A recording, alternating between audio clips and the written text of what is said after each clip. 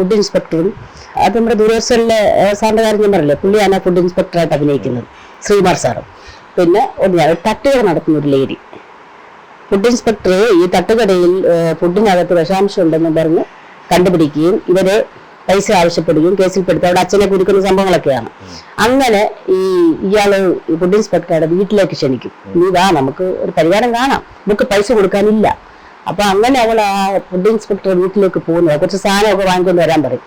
അതൊക്കെ വാങ്ങി ആ വീട്ടിലേക്ക് പോകുമ്പോൾ ആ വീട്ടിൽ നടക്കുന്ന സംഭവമാണ് ഈ 1 മണിക്കൂർ എന്ന് പറഞ്ഞാൽ. ഒരു മനുഷ്യർക്കും ബോധടിക്കത്തില്ല. വളരെ മനോഹരമായ, ഞാൻ ചെയ്യുന്നതുകൊണ്ട് പറയാനല്ല, നല്ലൊരു നാടകമാണ്. നമ്മൾ കഴിഞ്ഞ ദിവസം പോയി അവതരിപ്പിച്ചു. ഇപ്പൊ അടുത്തത് കണ്ണൂര്, പിന്നെ നെയ്യാറ്റിങ്കരയുണ്ട്. നെയ്യാറ്റിങ്കര നവംബർ 24, 25 ഒരേ സ്റ്റേജിൽ 2 പ്രോഗ്രാം, 2 ദിവസം. പാലിയേറ്റീവ് കെയറിന്റെ അവർ നടത്തുന്നതാണ്. അപ്പോൾ അവർക്ക് ഭയങ്കരമായിട്ട് നാടകം ഇഷ്ടപ്പെട്ടു, അങ്ങനെ അവർ വെച്ചിരിക്കുകയാണ്. എന്തായാലും ഈ പറഞ്ഞ പോലെ ലൈവ് നാടകം എന്ന് പറയുന്നത് ഡയലോഗ്സ് കറക്റ്റ് ലൈവായിട്ട് പോവുകയാണ്. അതിനകത്ത് നമുക്കൊരു ചീറ്റിംഗ് ചെയ്യാൻ പറ്റത്തില്ല. എല്ലാം സീരിയലും സിനിമ ഇപ്പൊ ഡയലോഗ്സ് കാണാതെ തന്നെ പറയണം. സീരിയൽ അങ്ങനെയല്ല, എല്ലാം നമുക്ക് പറഞ്ഞു തരും. ഒരു മൂളൽ പോലും അസോസിയേറ്റ് ഭയങ്കര കഴിവുള്ളാണെങ്കിൽ മൂളൽ പോലെ പറയേണ്ട രീതി വരെ അസോസിയേറ്റ് പറഞ്ഞാൽ കേട്ടങ്ങ് പറഞ്ഞാൽ മതി. നാടകം അതല്ല, എല്ലാം നമ്മൾ നന്നായിട്ട് പഠിച്ചില്ലെങ്കിൽ ഭയങ്കര പണിയിട്ട്. സ്റ്റേജിൽ കയറി നാടകം ചെയ്യുമ്പോൾ അറിയാം അതിന്റെ ബുദ്ധിമുട്ട്. ചെറിയ കഴിയുന്നല്ല ഈ നാടകം, ഭയങ്കര ടെൻഷനുള്ള സംഭവമാണ്. എക്സ്പ്രഷൻ വരണം, നടക്കണം, ഇരിക്കണം, ഡയലോഗ്സ് അവര് പറയുന്നതിന് മറുപടി പറയണം, മ്യൂസിക് ശ്രദ്ധിക്കണം, ലൈറ്റ് ശ്രദ്ധിക്കണം. അതെ, നമ്മൾ ഏത് മൂലയ്ക്ക് പോയി നമുക്ക് ലൈറ്റ് കിട്ടും, അവിടെ നിൽക്കണം, ഇവിടെ നിൽക്കണം, ഓരോ മ്യൂസിക്കിന് എങ്ങോട്ട് പോകണം. ഓരോ ലൈറ്റ് ഓരോ സ്ഥലത്തോടും കൊടുത്തിരിക്കുക. ഈ ലൈറ്റ് എവിടെയൊക്കെ ആയിരിക്കും നമ്മൾ മനസ്സിലാക്കണം.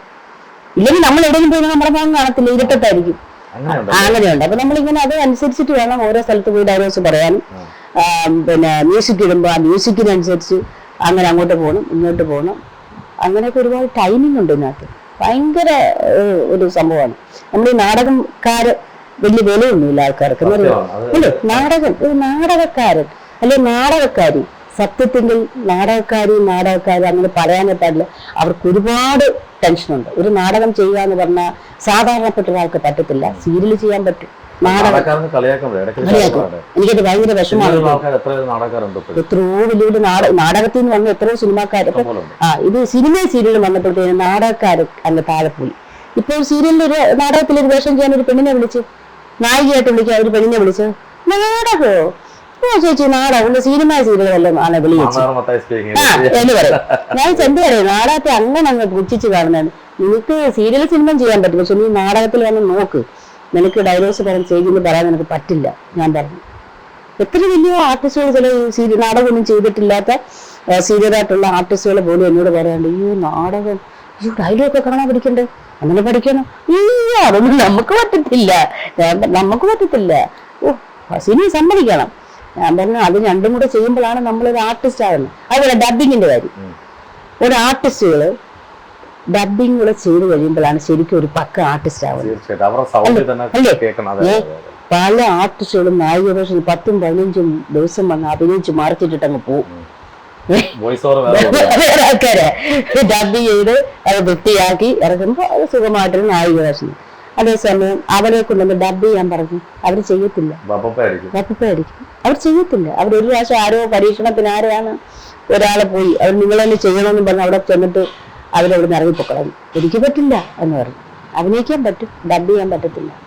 അതുപോലെ സംഭവമാണ് ഈ നാടകവും. നമ്മൾ ശരിക്കുള്ള ഈ ഡയലോഗ് വേരിയേഷനും കാര്യങ്ങളും ചിരിക്കുകയും മൂളിയും കരയുകയും ഒക്കെ ചെയ്യുന്നത് നമ്മൾ തന്നെയാണ്. ഇവർക്ക് നാടകം ചെയ്യാൻ പറ്റുമോ? ഡബ് ചെയ്യാൻ പോലും ചെയ്യാത്തത്.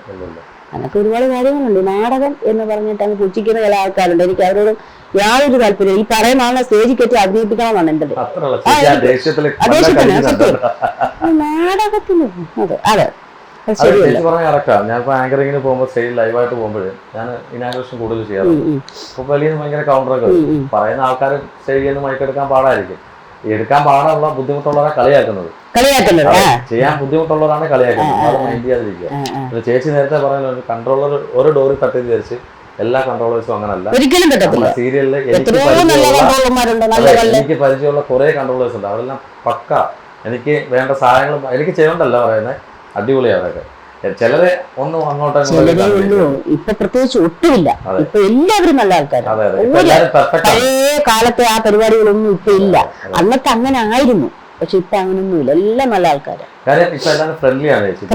വരുന്ന ആക്ടേഴ്സ് ആയാലും എല്ലാവരും ഫ്രണ്ട്ലിയാണ്. അപ്പൊ അവർക്ക് വേറെ ചിന്തയിലേക്ക് പോകത്തില്ല. ചിലർ ഇച്ചിരി വെയിറ്റ് ഇട്ടിരിക്കുമ്പോഴാണ് ജാടാന്ന് വിചാരിക്കും. സംസാരിക്കുമ്പോഴേ അറിയത്തുള്ളൂ. അങ്ങനെ പലരും പറഞ്ഞിട്ടുണ്ട്. എന്റെ സെറ്റിലൊക്കെ പോയിരിക്കുമ്പോഴല്ലോ പെട്ടെന്നൊന്നും ആയും ചില പുതിയ പെണ്ണുങ്ങൾ അവിടെ ചേച്ചി ഇങ്ങനെ വരും. ഞാൻ ചെന്ന് അങ്ങോട്ട് വരും. സംസാരിച്ച കഴിയുമ്പോൾ അയ്യോ ചേച്ചി ഒരു പാവമായിരുന്നല്ലേ, ചേച്ചിന് ഭയങ്കരമാണ് മോഹം കണ്ടാ തോന്നും, അതുകൊണ്ടാണ് അങ്ങോട്ട് വരാഞ്ഞത്. ഇപ്പൊ പിന്നെ അവരങ്ങ് പെട്ടെന്ന് നമ്മളോട് ഫ്രണ്ട്ലി ആവും. ഒരിക്കലും അല്ല, അങ്ങനെ തോന്നുന്നുണ്ട്.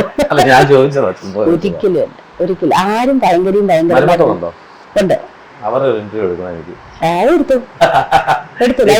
ചേച്ചിയുടെ മോന്റെ ഒരു ഇന്റർവ്യൂ എടുത്തിട്ടുണ്ട് കല്യാണം. അപ്പൊ അവൻ ചേച്ചിയെ കുറിച്ച് പറഞ്ഞു, ഭയങ്കര അഭിമാനത്തോടാണ് സംസാരിച്ചത് ചേച്ചിയെ കുറിച്ച്. ഇളയമകനല്ലേ കല്യാണം. അപ്പൊ അവൻ എന്നോട് കുറച്ച് കാര്യങ്ങളാണ് 2 വർഷം മുമ്പ് എടുത്തത്. അവൻ ഇപ്പൊ മൗനരാഗം ചെയ്തുകൊണ്ടിരിക്കുന്നു, അന്ന് ചെയ്തുകൊണ്ടിരിക്കുന്നു, ഇപ്പോഴും ചെയ്തുകൊണ്ടിരിക്കുന്നു. 5 വർഷം കഴിഞ്ഞു. അപ്പൊ ആ സമയത്ത് ഞാൻ ചോദിച്ചപ്പം ഭയങ്കര ക്രെഡിറ്റോട് കൂടിയാണ് നാടകം ചെയ്യാൻ പോകുന്നത് അവൻ എന്നോട് പറഞ്ഞത്. അവനെ കുറിച്ച് എന്താ പറയാനുള്ളത്? അവന് നാടകം ഇഷ്ടം കേട്ടോ.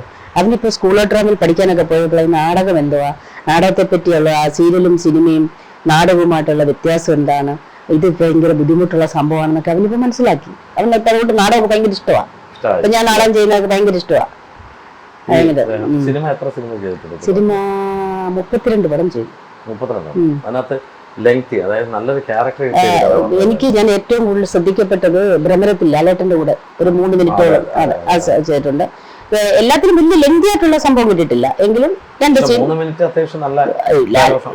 ഭ്രമരത്തിന്റെ കൂടെ ചെയ്ത എല്ലാം ശ്രദ്ധിക്കപ്പെട്ടു. ലാലേട്ടന്റെ കൂടെ ഞാന് ഭ്രമര സിനിമ റിലീസായി കഴിഞ്ഞപ്പോ ഭയങ്കരമായിട്ട് എല്ലാവരും ഭയങ്കരമായിട്ട് ശ്രദ്ധിച്ചു.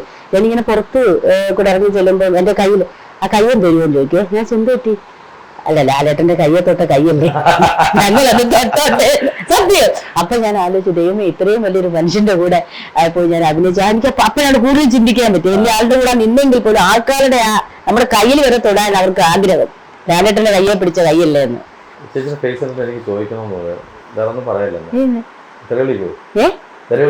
ഇല്ല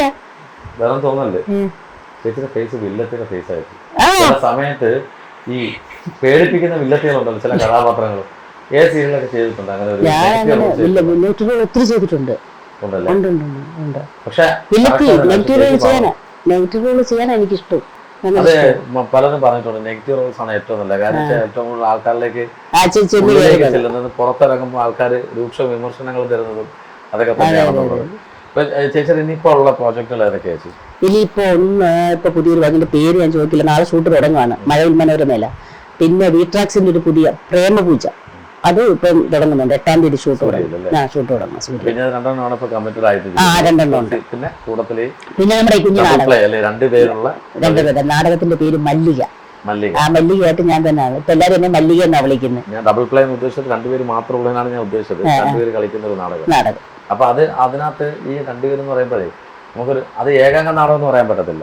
ഇല്ല. പക്ഷെ ഏകാംഗ നാടകം കളിക്കാൻ ഭയങ്കര ബുദ്ധിമുട്ടല്ലേ? ചിലർക്ക് ബുദ്ധിമുട്ടില്ല, പക്ഷെ ബുദ്ധിമുട്ടാണ്. കാണുന്നവർക്കൊരു ബുദ്ധിമുട്ടാണ്.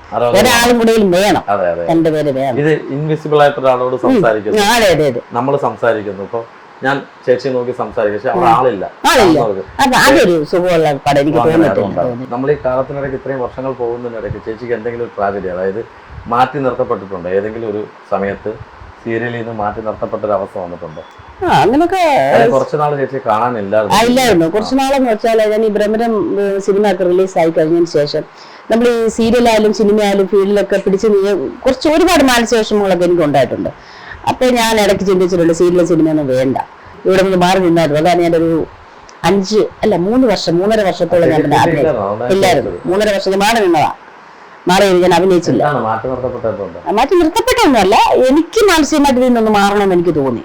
ഈ വർക്കിന്റെ കാര്യമൊക്കെ തന്നെ നമ്മളിപ്പോ പറയുന്ന വർക്കുകളൊന്നും നമുക്ക് നല്ല ക്യാരക്ടറോ അല്ലെന്നുണ്ടെങ്കിൽ നമ്മൾ പ്രതീക്ഷിക്കുന്ന വർക്കുകളൊന്നും നമുക്ക് കിട്ടാറില്ല. വർക്കില്ലാതെ കുറച്ചുനാൾ ഇരിക്കുന്ന നല്ലൊരു ക്യാരക്ടർ കിട്ടണം, അല്ലെങ്കിൽ കിട്ടണം നമുക്ക് മനസ്സിൽ ആഗ്രഹം ഉണ്ടാകും. പക്ഷെ നമ്മളെക്കാട്ടില്ല, നമ്മളെ ഒന്നും അല്ല.